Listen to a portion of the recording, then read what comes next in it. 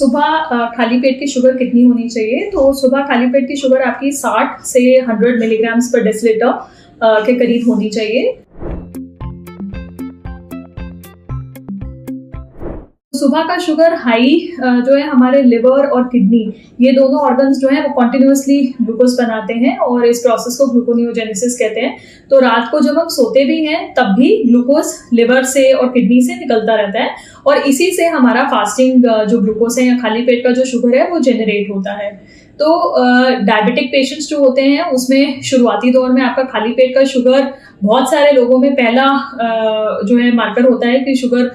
बढ़ने लगता है खाली पेट में इन पेशेंट्स का। तो बहुत सारी चीजें हैं जो अब नॉर्मली भी हमारे खाली पेट के शुगर को बढ़ा सकती हैं, जो कि है कि अगर रात को हमें नींद अच्छी नहीं आ रही है या फिर जो है हमारे को डायबिटीज या प्री डायबिटीज की बीमारी जो है उसकी शुरुआत हो चुकी है, या फिर हम फैटी लिवर से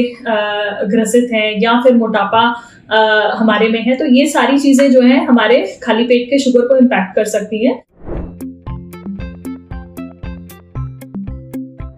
एक हेल्दी वेट मेंटेन करना, रेगुलरली एक्सरसाइज करना, टाइम पर सोना, स्पेशली जो अर्ली पार्ट ऑफ स्लीप है यानी कि 10 से 4 या 10 से 5 की जो स्लीप है वो सबसे इंपॉर्टेंट होती है हमारे हार्मोन्स को रेगुलेट करने के लिए, स्पेशली इंसुलिन लेवल्स को रेगुलेट करने के लिए। तो इंसुलिन रेजिस्टेंस जो कि अधिकतर डायबिटीज या प्री डायबिटीज के पेशेंट्स में देखा जाता है, जो कि डायबिटीज या प्री डायबिटीज की शुरुआत करता है, वो आपका रात को सही समय पे नहीं सोने से, specially early part of night में नहीं सोने से बढ़ता है और इससे भी हमारे खाली पेट का शुगर हाई आता है। खाने में लगभग हम ये प्रिकॉशंस ले सकते हैं कि खाना जो है उसमें हम ज्यादातर प्रोसेस फूड्स को अवॉइड करें, ज्यादातर जो है घर पे बना ताज़ा खाना खाएं, सब्जियों और प्रोटीन्स की मात्रा, दालें, अंडे, ये खाने में अच्छी मात्रा में रखें। कार्बोहाइड्रेट्स भी लें तो हाई फाइबर कार्बोहाइड्रेट्स लें और इसके अलावा रेगुलरली कुछ भी आधे घंटे का व्यायाम ज़रूर करें। वो ब्रिस्क वॉक भी हो सकती है या फिर एक्सरसाइजेस भी हो सकती हैं। टाइम पर सोएं, especially early part of the sleep important है। स्ट्रेस लेवल्स को मैनेज करना भी बहुत इंपॉर्टेंट चीज़ है। अगर मानसिक शांति नहीं रहती है उससे भी इंसुलिन रेजिस्टेंस बढ़ता है और खाली पेट के शुगर हाई।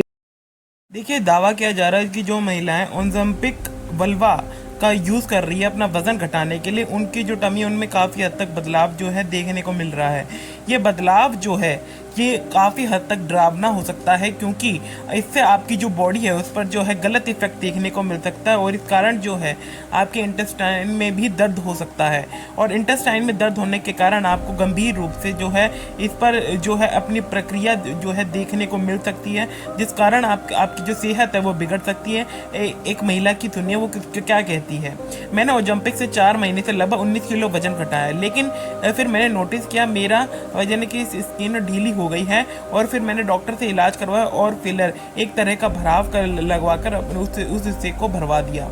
अभी इससे पता चलता है कि अगर आप ओज़ेम्पिक को यूज़ कर रहे हैं तो कृपया सोच समझकर और अपने दिमाग के अनुसार यूज़ करें और कम से कम यूज़ करें, क्योंकि अगर ज़्यादा मात्रा में लिया जाएगा तो हो सकता है कि आपको इस पर गंभीर और घातक परिणाम जो है वो जो है आपको जो है देखने को मिल सकते हैं, जिससे आपकी जो है स्थितियाँ जो है वो है बिगड़ सकती हैं। और वहीं अगर डॉक्टर चावला कहते हैं कि इस महिलाओं को अगर अपना वज़न घटाना है तो फिर वो अपना भाग दौड़ करके या कोई अन्य एक्सरसाइज करके ही अपना वज़न घटाएं। इस प्रकार की किसी भी प्रकार की कोई भी मेडिसिन का उपयोग ना करें, जिससे जो है आने वाले वक्त में उनको किसी भी ऐसी परेशानी का सामना करना पड़े जिससे उनकी जो हालत है सुधरने के बजाय और बिगड़ जाए और उनकी जो हालत है दिन ब दिन बिगड़ती जाए। और मेरा ये मानना है कि अगर आपका वजन बढ़ रहा है तो आप जॉगिंग और वगैरह की जो जिम की जो एक्सरसाइज होती हैं जो डॉक्टर से जो है नज़दीकी